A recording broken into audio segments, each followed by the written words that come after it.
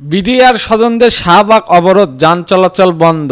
পিলখানায় ট্র্যাজেডির ঘটনায় করা মামলায় গ্রেপ্তার ও নিরপরাধ জনদের মুক্তি ও পূর্ণ তদন্ত সহ ৩ দাবিতে দ্বিতীয় দিনের মতো বিডিআর এর পরিবারের সদস্যরা শাহবাগের মোড় অবরোধ করেছেন। এতে শাহবাগ দিয়ে যান চলাচল বন্ধ রয়েছে। দুপুর থেকে রাজধানী শাহবাগ মোড়ে অবস্থান নিয়ে তারা অবরোধ কর্মসূচি পালন করেছেন। বিষয়টি নিশ্চিত করেছেন শাহবাগ থানার ভারপ্রাপ্ত কর্মকর্তা ওসি মোহাম্মদ খালেদ মনসুর।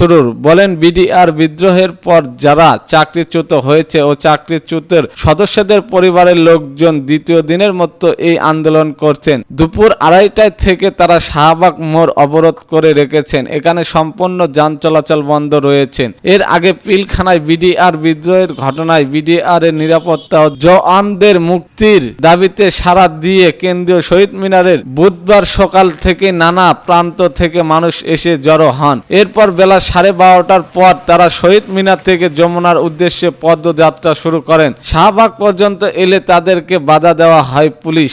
বাধা দিয়ে তারা শাহবাগ থানা ও জাদুঘরের সামনে অবস্থান করেন।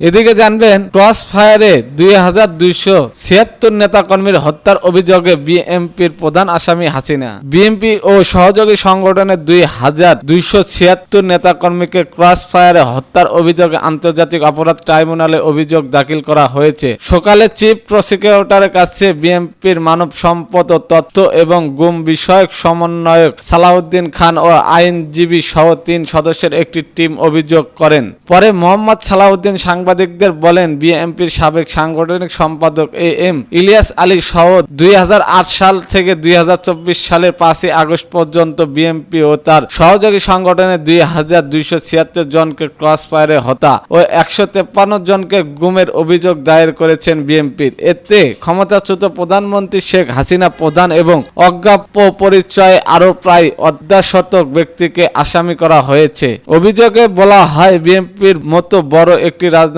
দলকে চিহ্নিত করার উদ্দেশ্য 2008 সাল থেকে গত 5 আগস্টে সারা দেশের ক্রস ফায়ারের ঘটনা হয়েছে। এছাড়াও 153 জনকে গুমের অভিযোগে বিএনপির মহাসচিব মির্জা ফখরুল ইসলাম আলমগীর চাকরিচ্যুত একটি চিঠিও চিফ প্রসিকিউটরের কাছে জমা দেন দলটির।